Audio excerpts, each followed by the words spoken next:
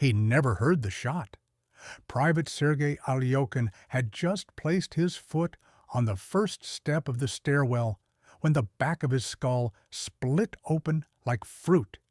His body crumpled forward, thudding down the concrete stairs in 3 dead rolls, the rifle clattering ahead of him. The others didn't move. They stood frozen in the hallway, eyes wide, breaths held. There was no echo, no hint where it came from, just one round, clean, precise. A few hours earlier, he'd been laughing, bragging about the cigarettes he'd traded for a can of condensed milk. Now his blood was soaking into the crack between the second and third step. The silence that followed was not quiet. It pulsed.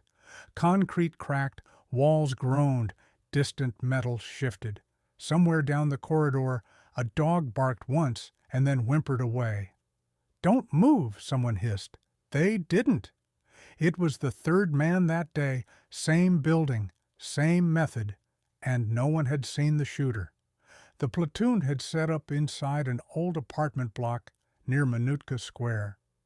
The top floors gave them line of sight across the shattered city, but the higher you went, the more dangerous it became. The sniper, or snipers, knew their habits, their routes, their timing. Some said it was just one person. Others were sure there were teams. One of the new conscripts muttered something about a woman. "I swear I saw her through the thermal." She smiled. They laughed at him, at first, but they laughed less every day. Lieutenant Sidorov tried to keep order. He'd seen 2 Chechen wars already, and didn't believe in ghosts or magic rifles. But even he had started sleeping in the stairwell, away from windows, his helmet on. "Don't poke your head out," he warned. "They don't miss." The building was 5 stories tall. They only used the first 2 now. Anything above the third was considered black, forbidden. There were stories. A corporal who'd gone up for better radio signal and was found with a hole between his eyes, his body still gripping the handset. It wasn't just the kills. It was how clean they were.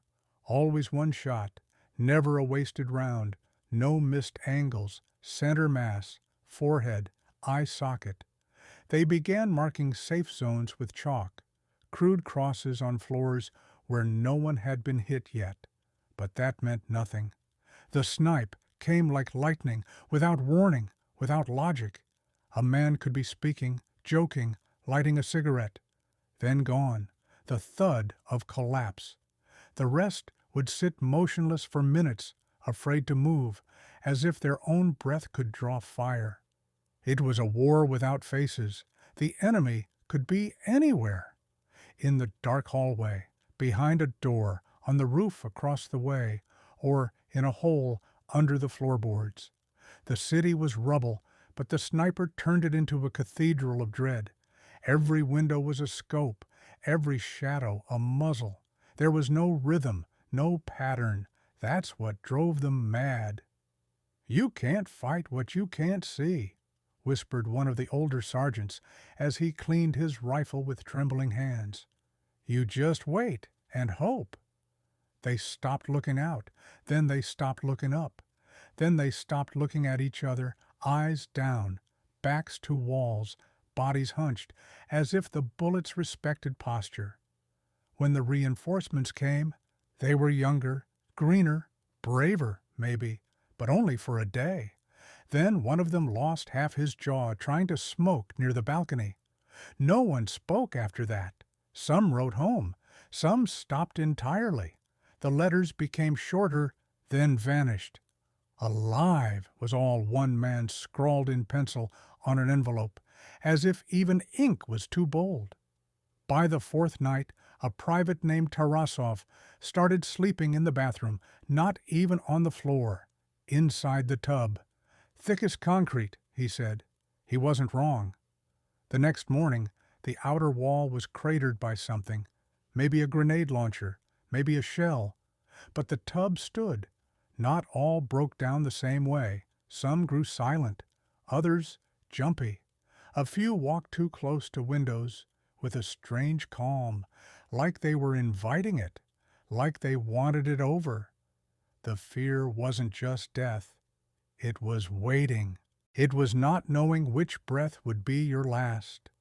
It was the idea that someone, somewhere, was watching, patient, breathing slowly behind a cold steel trigger, choosing, and it was always choosing right.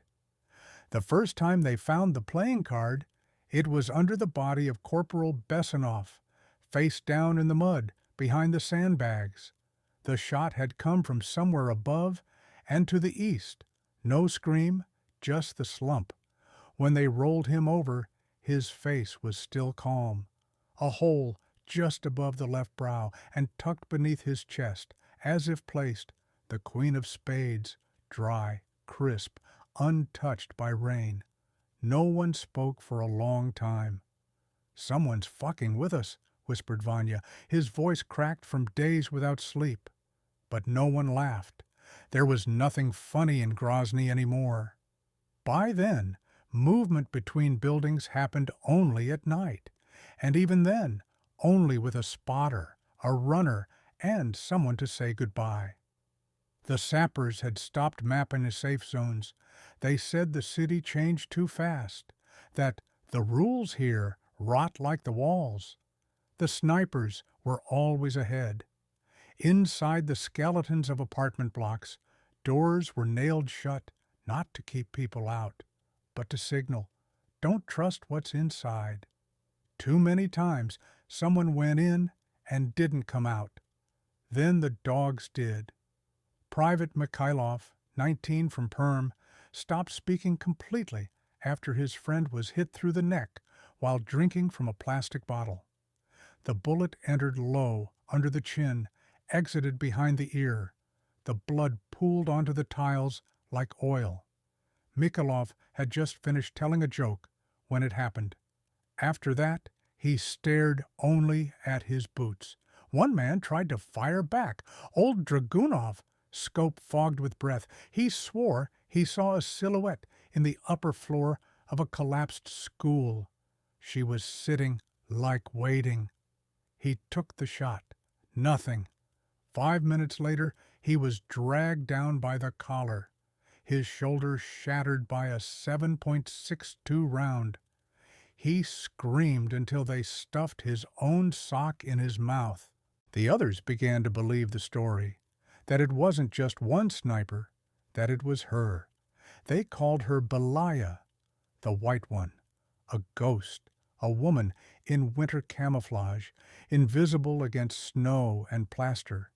Some swore they saw her braid through the scope. Others said she wore no helmet. One claimed she whistled after each kill, just once. Of course, there were multiple shooters. That much was logical. But in the dark, soaked city, logic had drowned weeks ago. All that remained was the fear and the waiting. "You hear that?" someone whispered one night near the ventilation shaft. "A rhythmic tapping, metallic. She's marking time." He didn't sleep after that. The officers rotated positions every 48 hours, not for strategic reasons, but to stop them from snapping. Some still did.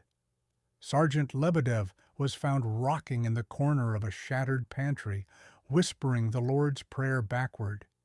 He didn't recognize his own name, but the worst was when they started to doubt the walls. Sounds came through the broken piping, a cough, a drag of breath, once a whisper. One man fired 2 full mags into a closet before they could stop him. Nothing inside but dust, rations spoiled, radio shorted. The only thing that moved with certainty was the sniper's bullet, swift, absolute, merciless. A letter arrived, smuggled in from a captured Chechen stronghold. Crumpled and bloodstained, it described an elite unit, veteran sharpshooters trained in Soviet doctrine, but broken off during the collapse. Their motto, "You aim once, you kill forever." The letter ended with a phrase in Russian, written in block caps. "The city is not yours."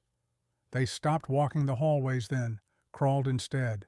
One man, Nikitin, tried taping mirrors to his helmet. It didn't help, and still, the Queen of Spades appeared again, this time on a window ledge. No body nearby, just the card. Waiting, daring. Some began to say the sniper didn't kill at random, that she picked them, watched them, waited until the exact moment they feared her most, and then struck. "I think she's already chosen me," whispered Galkin one night, curled against the radiator. "I saw her shadow when I blinked. I think she smiled." He was dead the next morning. By sunrise, they had started to burn the playing cards. But the fire did nothing. The bullets still came. And Belaya, or whatever she was, remained unseen, but felt, always felt. The last time they saw him, he was crawling, one hand forward, dragging his body through dust and broken glass, the other clutching at his thigh, where the blood ran black and thick. He didn't scream, not once, just kept moving, toward the open floor, toward the edge of the stairwell, toward the shadow where someone had called out. Barely a voice, more like a gasp. Pomegate. It wasn't clear if it was real, could have been a recording, could have been bait. But Private Yermakov moved anyway, because the voice sounded young, and because 3 days ago they'd left a boy behind when the third floor collapsed. He'd never forgiven himself for that. The air was still, thick with soot and rust, and that strange scent of wet cement, the city's own breath, heavy and watching. He moved past a broken chair, a shoe, a child's drawing pinned to a bullet-pocked wall. The crayon lines trembled with wind. He reached the threshold. Beyond it, silence. Then a drip of water. Then the metallic creak of shifting weight. He whispered, "Kto tam?"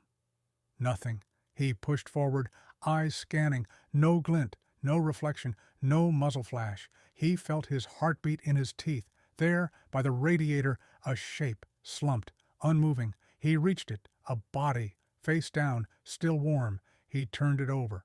It was Stepanov, shot clean through the eye. No blood, just the hollow quiet of death. Yermakov collapsed to his knees. He didn't cry, didn't scream. He just stared at the face, at the single red dot in the center of the forehead. Perfectly placed. He didn't feel the wind move behind him, didn't hear the breath, only the sound of a boot on glass. Then nothing.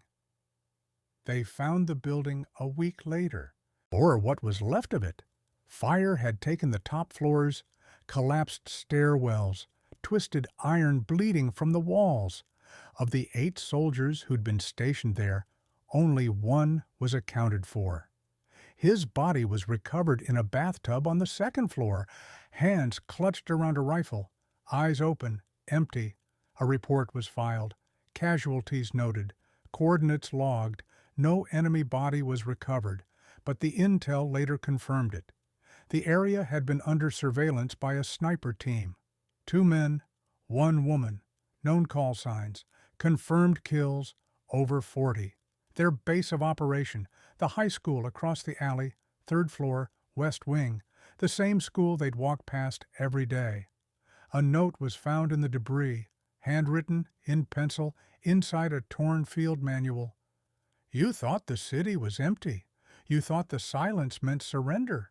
But silence has teeth, and it remembers the names of those who do not." No signature, just a playing card. Queen of Spades, half burned, pinned to the page. Years later, in a declassified interview, a surviving officer from that sector was asked about the snipers in Grozny. He answered slowly, voice brittle with memory. "It wasn't the bullets that broke us. It was the waiting. It was knowing you'd be seen and never see back." He paused. It was the city itself. It hunted with them.